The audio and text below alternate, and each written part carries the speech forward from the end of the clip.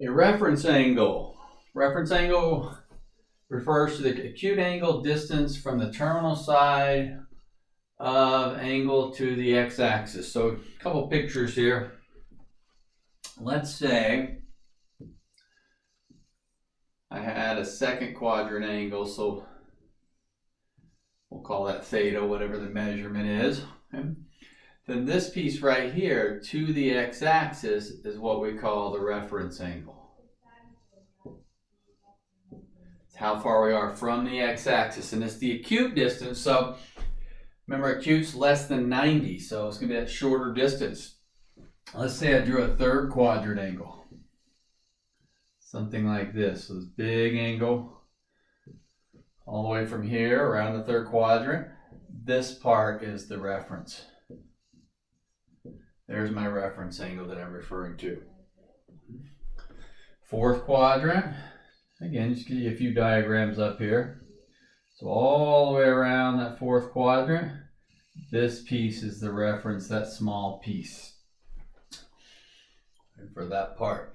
So just how far am I from the x-axis? Now, if you're in the first quadrant, say you're at 60 degrees, you're 60 degrees from the x-axis. Now, the purpose of these reference angles. We're going to go through and find some reference angles, but here's the primary purpose of identifying that reference angle.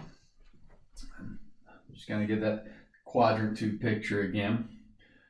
All right, let's say this is our angle right here. Yeah. So that means this piece is my reference. I'm just going to put REF there for reference. Look what's created with the reference. There's that right triangle. Okay? There's my right triangle, there's my x value, my y value, the radius of my circle value going there. Even if I were to draw a larger angle and say that third quadrant's coming all the way around there, still the reference angle, this small piece here, creates that right triangle. So if I have my right triangle, we're back to that SOHCAHTOA, finding all of those different values, but the reference angle is the key. So how far I am away is going to determine what quadrant my right angle, my right triangle is sitting in. And again, I have that x, y, and r value. So I'll label it x, y, and then this was the hypotenuse. So you were used to like A, B, C, Pythagorean theorem, x, y, r for radius of the circle, because it's referring to, we've got a circle coming around here, something like that. And there's where my triangles are being drawn in. So we need that reference angle. So our number one rule in trig is, still need to know where we are. So my thoughts would be, if I'm given an angle, I'm going to say reference angle. All right, so if I'm given, say, 300 degrees, my initial thought is still, where am I? All right, well, 300 is in the fourth quadrant. Okay. So 300 degrees in the fourth quadrant, how far am I from that x-axis? I'm 60 degrees from the x-axis. So again, 300, get an axis here, all the way around, about right in here, I'm 60 degrees left going all the way. 210 degrees. So think of where 210 is. 210. Right here in the third quadrant. How far from the x-axis? 30 degrees, because that's getting me back to that x-axis. I'm 30 degrees away from the 180 mark. Let's go negative 200. Negative 200, moving backwards. That's going to actually put me in the second quadrant, and I'm 20 degrees away. Now, the reference angle is always positive.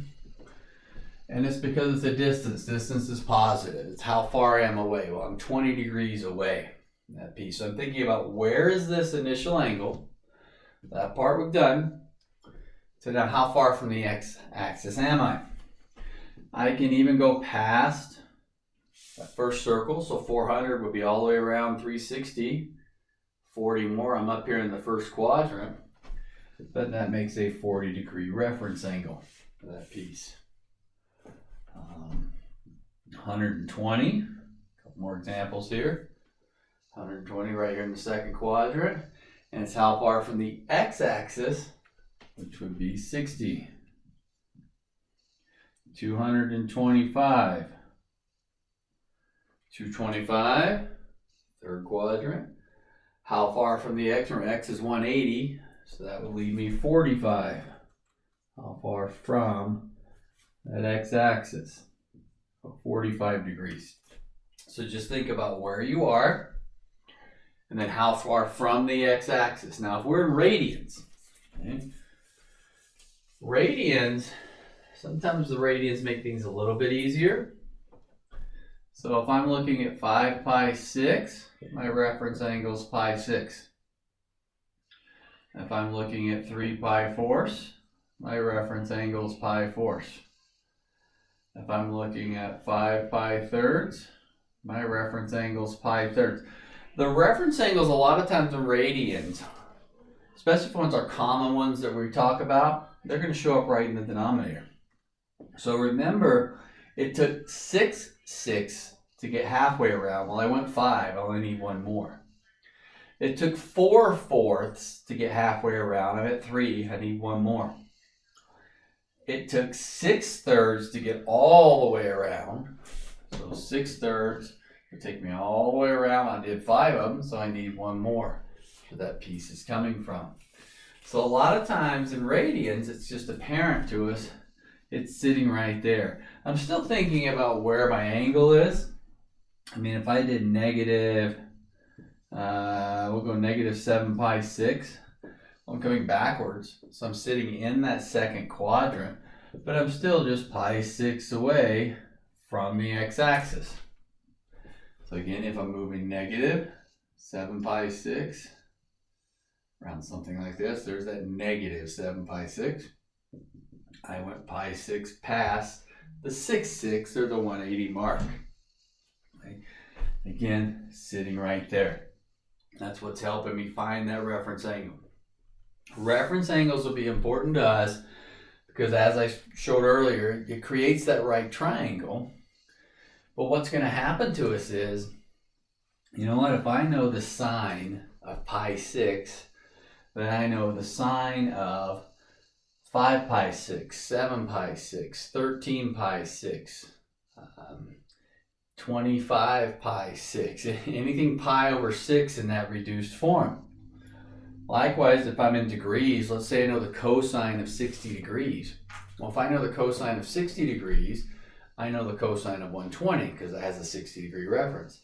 I know the cosine of 240 because it has a 60 degree reference. I know the cosine of 300 because it has a 60 degree reference. Those reference angles are helping me because it's going to go back to that base form.